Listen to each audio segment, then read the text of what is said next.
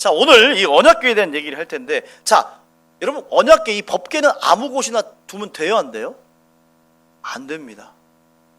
이스라엘 백성이 실패한 원인, 수많은 사람이 죽고 오늘 엘리 제사장이 죽고 두 아들도 죽었는데 그렇게 된 원인을 한번 찾아볼게요.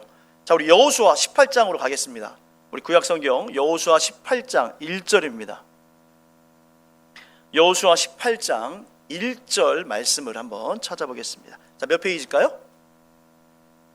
몇 페이지입니까? 340? 네, 346. 346쪽 여호수아 18장 1절. 우리 새로 오신 분들은 우리 교회는 일부러 안 띄웁니다. 성경을 찾아보게 해요. 자, 여호수아 18장 1절입니다. 우리 다 같이 한번 읽어보겠습니다. 시작. 이스라엘 자손의 온 회중이 실로에 모여서 거기에 회막을 세웠으며 그 땅은 그들 앞에서 돌아와 정복되었더라. 자, 여기 말씀 보니까 이 법궤, 즉 언약궤, 증거궤라고 하는 것이 맨 처음에 어디에 보관이 됐는가를 딱 얘기해 주고 있어요. 사실 그 이전에는요, 모바일이었어요. 모바일. 움직이는 성막이었고요. 텐트 치고 접고 또 이동하면 구름 따라서, 하나님 불기둥 따라서 이동하다가, 그러니까 하나님이 어디 가든지 먼저 앞서 가시고 우리가 따라간다는 영적인 의미가 있는데, 이제 가나안 땅을 정복하고 나서는 이 실로라고 하는 곳에 거기에 회막을 지었다는 것은요, 교회나 마찬가지죠. 이 회막을 지어서 하나님의 임재의 상징인 이 법궤를 두었다는 거예요. 자, 출애굽기 26장을 찾아보겠습니다. 구약성경 출애굽기 26장 33절입니다. 법궤의 위치와 보관 장소는 구체적으로 어디였느냐, 회막 안에 뒀는데 어디 두느냐, 그걸 말하고 있는데, 출애굽기 26장 33절입니다. 자, 121쪽 출애굽기 26장 33절 다 같이 읽겠습니다. 시작. 그 휘장을 갈고리 아래에 떨어뜨린 후에 증거궤를 그 휘장 안에 들여놓으라. 그 휘장이 너희를 위하여 성소와 지성소를 구분하리라. 많이 들어봤죠? 이게 우리가 이 강단이 이렇게 있잖아요. 제가 강단에서 설교한다면 이곳과 이곳이 약간은 분리되잖아요. 옛날에는 이게 커튼을 쳤단 말이에요. 커튼을 쳤는데 굉장히 두꺼웠다고 합니다. 그래서 한 5cm 됐다고 그래요. 그래서 그 커튼이 절대 찢을 수가 없는 거예요. 양쪽에 기중기가 잡아도 거의 끊어지지 않을 정도로 이 날실, 시실 이렇게 해가지고 굉장히 정교한데 무게만 해도 어마어마했답니다. 그러니까 아무나 못 가고 거의 문 수준이에요. 근데 그 앞쪽에 지성소, 그 지성소에 커튼을 친 앞쪽에 하나님의 법궤 언약궤를 모셔뒀는데 아무나 들어갑니까? 누구만 들어갈 수 있어요? 대제사장입니다. 일반 제사장도 아니고 대제사장이 들어갑니다. 대속죄일에. 그리고 1년에 한 번 들어갑니다. 하나님의 임재의 상징은요, 하나님의 그 거룩함과 영광은요, 아무나 함부로 들어가지 못한다는 거예요. 대제사장도 들어갔다가 범죄함이 있으면 하나님이 기뻐하지 않으면 어떻게 해요? 거기서 죽어요. 그래서 어떻게 들어갈 때 어떻게 해요? 밧줄을 묶어가지고 이렇게 들어갔다가 하루 지나고 이틀 지나고 소식이 없어. 그럼 어떻게 돼요? 대제사장님이 하나님이 진노할 죄를 지셨나 보나, 치셨구나, 죽었구나 해서 잡아당기면 뭐예요? 사람이 죽어서 나오는 거예요. 그만큼 하나님의 임재의 상징이었고 이 법궤는 함부로 아무 곳이나 두면 안 됐단 말이에요. 자, 우리 레위기 16장 2절 말씀 찾아보겠습니다. 자, 레위기 16장 2절 다 같이 한번 읽어보겠습니다. 시작. 여호와께서 모세에게 이르시되 내 형 아론에게 이르라. 성소에 휘장한 법궤 위 속죄소 앞에 아무 때나 들어오지 말라. 그리하여 죽지 않도록 하라. 이는 내가 구름 가운데서 속죄소 위에 나타남이니라. 자, 우리 지난주에 사진을 통해서 봤는데 이 법궤가 한 요 정도만 합니다. 황금으로 다 칠해가지고 양쪽에 그룹들 천사들의 날개로 딱 덮었는데 이 사이가 속죄소예요. 이 하나님의 날개 덮인 그곳에서 하나님의 이스라엘 백성 가운데 이곳에서 대제사장이 기도할 때, 아론이 기도할 때 하나님이 임재하시고 용서하시고 은혜를 베푼다. 십자가를 상징하는 장소죠. 그래서 하나님의 그 임재를 상징하는 법궤는 굉장히 중요해서 실로에 그대로 안치되어 있어야 되는데 문제는 뭐예요? 사람들의 이기심 때문에 그 함부로 옮기지 말라는 것을 인간들이 뭐예요? 옮기고, 야, 법궤를 옮겼으니 이제는 무조건 뭐 할 거야? 승리할 거야 라고 오판한 데 있다는 거예요. 여러분, 하나님의 일을 할 때도요, 하나님의 방법이 굉장히 중요합니다. 하나님이 출애굽기 명령하실 때 이 제사장이 입는 옷도요, 그냥 아무거나 해라 한 게 아니에요. 거기에 청색식, 자색실, 뭐 꼬은실, 뭐 양의 털, 예? 모든 보석은 호마노 어떻게 하고 브살렐과 오홀리압이 정교하고 공고한 걸로 다 만들었단 말이에요. 그냥 만들어지는 게 아니에요. 자, 오늘 말씀을 보면 법궤는 사서로이 옮기지 못하는데 아무리 전쟁의 상황이라도 하나님이 말씀하는 것은요, 하나님이 원래 원하는 건 뭐냐면 이스라엘을 블레셋을 통해서 심판하시려고 하는 거예요. 내가 너희에게 수많은 기적을 보여줬고 성소를 세우고 증거에 언약궤도 줬지만 너희들이 그렇게 우상 숭배하지 말고 이방 여인과 결혼하지 말라고 했는데 우상 숭배하고 바알과 아세라를 섬기고 성적으로 타락하고 음란하고, 그러니까 하나님이 이스라엘을 블레셋을 통해서 심판하려고 하는 거예요. 그때는 여러분 어떻게 해야 됩니까? 이 법궤를 옮겨오는 게 문제가 아니라 그때 뭐 해야 되는 거예요? 하나님 앞에 회개해야 되는 거예요. 여러분 어떤 문제가 이렇게 여러분 가운데 있을 때 잘 돌아보셔야 됩니다. 내 삶에 지금 뭐가 문제가 있고 기쁨이 없고 환난이 와. 여러분 예배하는 것도 좋고요, 다 좋은데 중요한 건 뭐냐면 내가 하나님과 1대1로 물어봐야 됩니다. 우리 한국 교회의 신앙의 고질적인 문제는 뭐냐면 이 기복주의 신앙이에요. 진짜 참 신앙을 알지 못하고 하나님을 이용해서 내가 예배 한번 드리면, 내가 좀 헌금을 좀 더 많이 하면, 아니면 내가 목사님한테 특별히 좀 잘해서 안수기도 받으면 문제가 해결되겠지. 물론 그럴 수도 있습니다만 그것은 미봉책이고 하나님이 기뻐할 것은 아닙니다. 그래서 여러분 오늘 말씀의 교훈을 통해서 나의 신앙은 지금 건강한가, 나는 엘리의 길을 걷고 있지는 않은가를 잘 살펴봐야 됩니다. 그래서 오늘 말씀이 굉장히 중요한 것입니다. 하나님이 원하는 것은요, 지금 그 법궤를 옮겨와서 그 전쟁에서 반짝 승리하는 것이 아니라 내가 지금 사람이 죽고 좀 어려움이 있어도 그 자리에서 무릎 꿇고 하나님께 우리가 범죄했습니다라고 회개하고 하나님께로 돌아가는 거였어요. 근데 그들은요, 법궤만 가져오면 무조건 승리할 거라고 하는 부적과 같은 신앙을 가지고 그 법궤를 부적처럼 여기서 우리랑 함께하면 절대로 승리할 거야.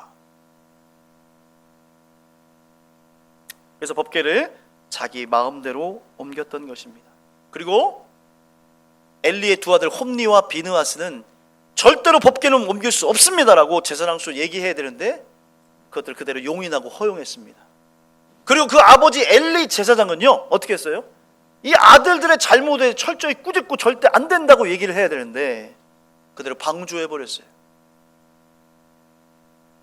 이스라엘 영적인 지도자들이 다 무너져 버렸습니다. 그러니까 패배할 수밖에 없는 거죠. 자, 오늘 본문 말씀을 좀 넘어가 보겠습니다. 우리 사무엘상 4장 12절부터 13절까지. 자, 우리 본문 말씀 사무엘상 4장 12절부터 13절까지 한번 읽어보겠습니다. 시작.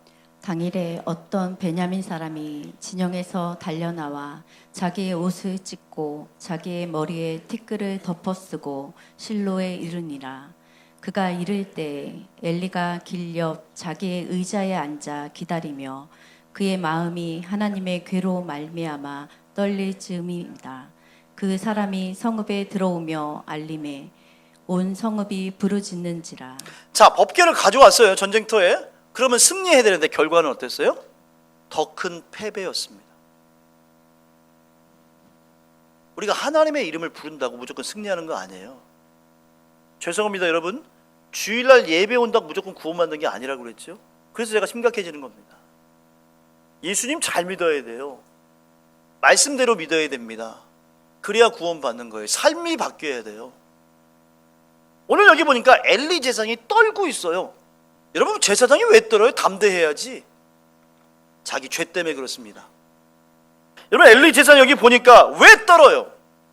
바로 법궤를 마음대로 옮겼기 때문이고 그걸 묵인하고 방조했기 때문에 하나님께 죄라는 것이 그 양심이 증거하니까 이 뭐가 불안하거든요. 정신없이 혼비백산 한 병사가 와가지고 막 소식을 전파하는데 아이쿠 뭔 큰일이 났구나. 그 양심에서 호소하고 하나님의 성령이 여기 안에서 근심을 주기 때문에 대제사장이 두려워서 떠는 거예요. 여러분 기복적 신앙 곧 하나님을 여러분의 인생에 이용해서 이익을 얻으려고 하지 마시고 진짜 신앙은 뭐냐면요, 하나님의 뜻대로 행할 때 복을 받고 승리하는 것인 줄 믿습니다.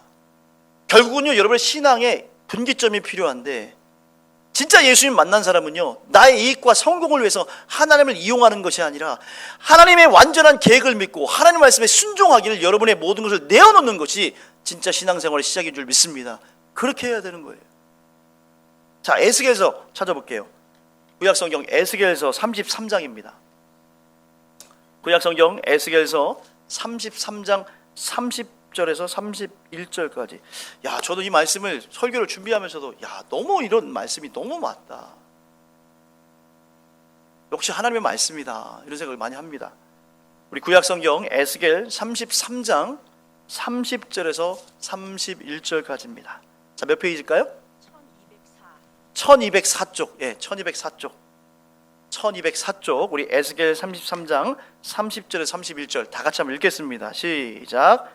인자야, 내 민족이 담 곁에 와 집 문에서 너와 대하여 말하여 각각 그 형제와 더불어 말하여 이르기를 자 가서 여호와께로부터 무슨 말씀이 나오는가 들어보자 하고 백성이 모이는 것 같이 내게 나아오며 내 백성처럼 내 앞에서 앉아서 내 말을 들으라. 그대로 행치 아니하니 이는 그 입으로는 사랑을 나타내어도 마음으로는 이익을 따름이라. 야, 하나님이 에스겔 선지자에게 예언의 말씀을 주시고 에스겔에게 굉장히 친밀하게 얘기를 하는 거예요. 여러분이 에스겔 선지자로 생각해 보세요. 하나님이 예언의 말씀을 에스겔 선지자에게 부어줘서 이스라엘 백성이 회개하도록 예언하는 선지자로 부르셨는데, 에스겔아 잘 들어라. 하나님이 말한 거예요. 인자는 에스겔을 말하는 거죠.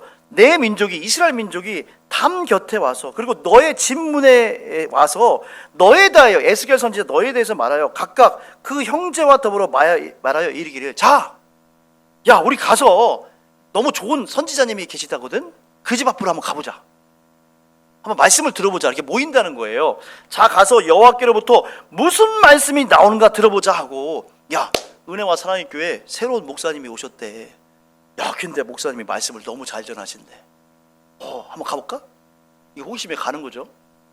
근데 가서 그들이 어떻게 하는가를 하나님이 말씀하는 거죠.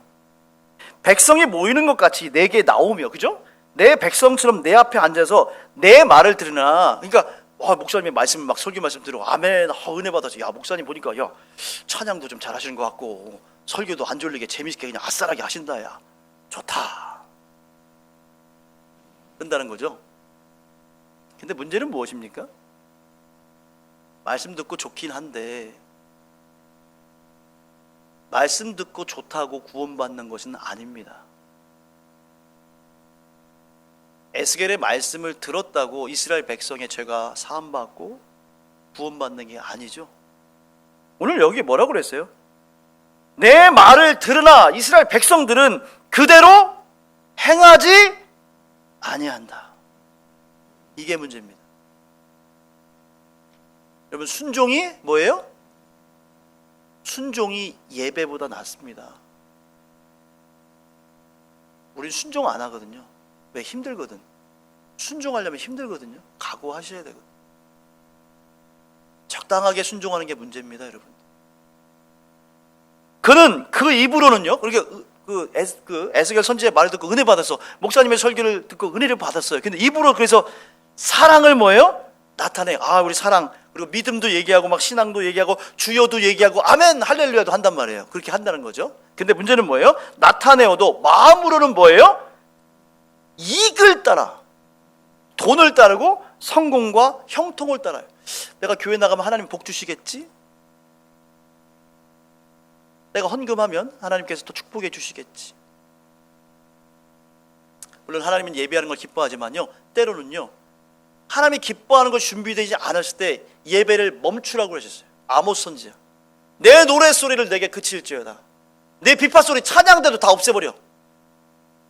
하나님 이렇게 말씀하셨어요. 예배 드리지 마. 왜? 정의를 행하지도 않고 하나님 말씀에 순종하지도 않고 하나님께 복음 받고 싶은데 저는 것, 병든 것 다 떼어먹고 하나님을 속이고 복음 받으려고 하는 것에 대해서 하나님의 경종을 울리시는 겁니다. 여러분, 한국 교회에 하나님의 심각하게 경고하는 말씀이 바로 저를, 또 여러분을 향해서, 우리를 향해서 경고하는 말씀입니다. 우리는 교회 다닌다는 것으로 우리 성전을 이렇게 지었다고, 이스라엘 백성도 예루살렘 성전이 있다고 해서 절대 무너지지 않는다고 큰 소리 빵빵 쳤어요. 어떻게 됐어요? 예수님 말씀하신 대로 돌 위에 하나 남지 않고 다 무너진 줄 믿습니다. 그럼 말씀으로 돌아가셔야 돼요. 왜 예수 믿는데 내 가정 가운데 문제가 이렇게 많습니까? 왜 나는 기쁘지 않아요? 모든 것이 잘못됐다는 것이 아닙니다. 그러나 하나님과 1대1로 서는 시간이 필요합니다. 하나님과 1대1로, 하나님 내 인생의 문제가 무엇이죠? 제가 무엇을 잘못했습니까? 하나님 말씀으로 저를 조명해 주시옵소서. 그때 여러분 가운데 빛이 들어오고 하나님의 새로운 역사가 시작되는 줄 믿습니다. 자, 미가서 말씀이 또 놀라워요. 우리 구약성경 미가서 말씀, 우리 3장 9절에서 12절까지 말씀 보겠습니다. 야곱 족속의 우두머리들과 이스라엘 족속의 통치자들 곧 정의를 미워하고 정직한 것을 굽게 하는 자들아, 원하노니 이 말을 들을지어다. 시온의 피로 예루살렘을 죄악으로 건축하는도다. 그들의 우두머리들은 뇌물을 위하여 재판하며 그들의 제사장은 삭슬 위하여 교훈하며 그들의 선지자는 돈을 위하여 점을 치면서도 여호와를 의뢰하여 이르기를 여호와께 우리 중에 계시지 아니하시냐, 재앙이 우리에게 임하지 아니하리라 하는도다.